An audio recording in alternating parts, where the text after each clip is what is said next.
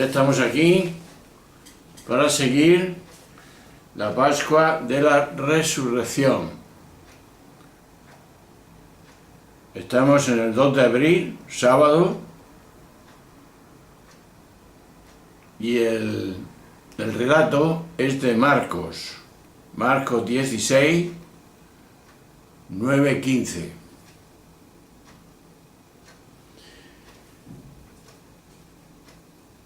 La pregunta que nos vamos a hacer en este sábado es la siguiente: ¿qué puede significar hoy predicar el Evangelio?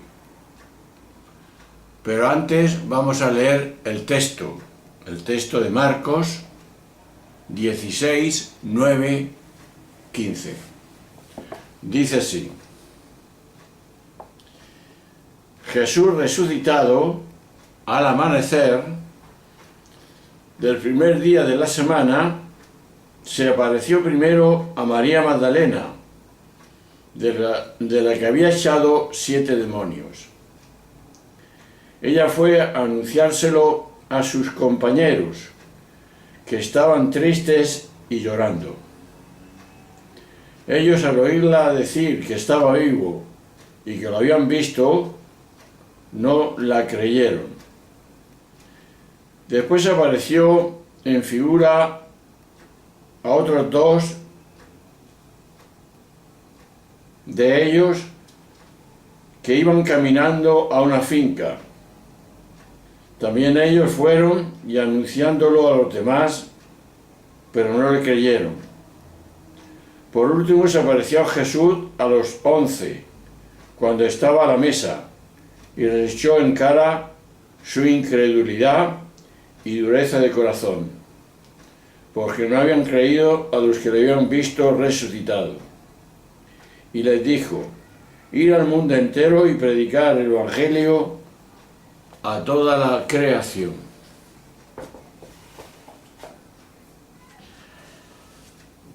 La pregunta es evidente ante este envío: proclamar el Evangelio a toda la creación. Entonces la pregunta es la que hemos dicho antes: ¿qué puede significar hoy predicar, hoy concretamente en el siglo XXI, XXII, predicar el Evangelio? Al final del Evangelio de Marcos, que ha llegado a nosotros, es un apéndice añadido al original, que concluía en el versículo 16, en el capítulo 16, versículo 8, probablemente a mediados del siglo II. También, como elementos de la tradición que hay que tener en cuenta y los usos de la época, ofrece una síntesis en la que intenta reflejar los comienzos de la misión cristiana, que según la distribución temporal que había hecho Lucas, se inicia tras la ascensión de Jesús al cielo. En realidad lo que hace es copiar lo que aparecía en los otros evangelios, a propósito de las apariciones, para terminar con el envío en una fórmula que toma también Mateo. Por lo tanto, lo que se refiere a las palabras del envío, trascendida a la engañosa presunción de identificar verdad con creencia, y podemos también traducir la misión de proclamar el Evangelio al mundo entero, como ha dicho el texto. No es ciertamente hacer proselitismo, ni querer que fuera de la Iglesia, que se ha dicho, no hay salvación. No es tampoco presumir de que a nuestra verdad es más completa que la de quienes no comparten nuestra fe. Por lo que habríamos de poner los medios para atraerlos a ella. En la búsqueda que se da, coincide inconscientemente en toda la humanidad por desvelar y vivir el misterio que somos, a la que hemos recibido llamativamente la palabra de Dios en nuestra existencia. Los cristianos mostramos un camino que tiene sobre todo referencia a Jesús de Nazaret, a quien reconocemos como aquel que ha visto, ha vivido en la profundidad del misterio hasta poder decir: el Padre y yo somos uno. Es así que Jesús para nosotros es quien desvela lo que somos, precisamente porque Él lo vive. Por eso, creer no significa tanto mantener unas determinadas creencias que hemos dicho antes, siempre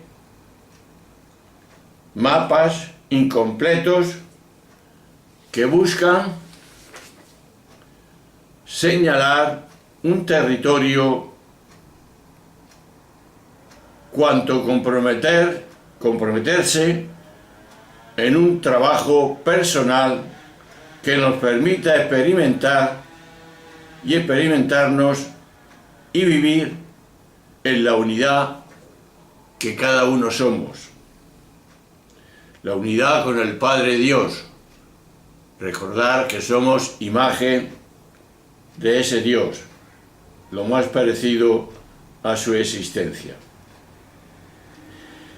En la búsqueda compartida de toda la humanidad, esto es lo que tenemos que ofrecer con la certeza de que de lo que vamos recordando, cada cual su propio camino,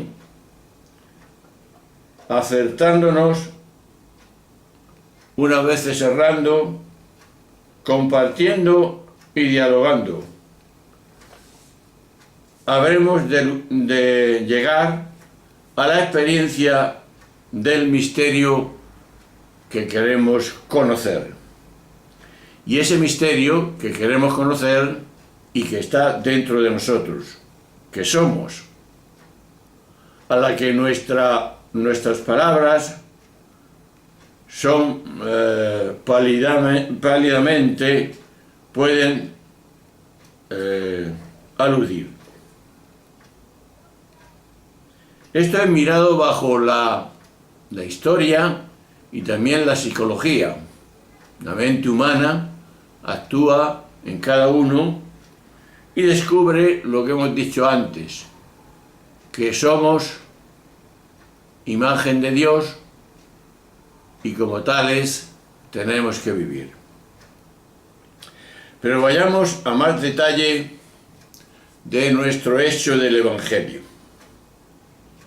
El Evangelio de Marcos destaca dos cosas muy importantes. El hecho de la resurrección de Jesús. La resistencia de los discípulos para aceptar que era verdad ese hecho de la resurrección. Y estos dos hechos siguen adelante en la historia y son motivo de confusión para no pocos. Y no pocos cristianos que no se creen que Jesús ha resucitado y que todos también resucitaremos con él. En este asunto tan difícil es importante distinguir que no es lo mismo realidad que historicidad. Es lo mismo una realidad viviente que tú has visto que lo que se ha dicho de esa existencia, de esa experiencia, la historicidad.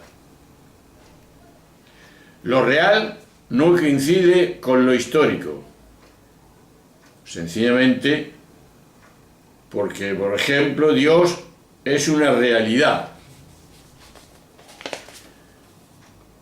que se acepta por la fe y no por la evidencia.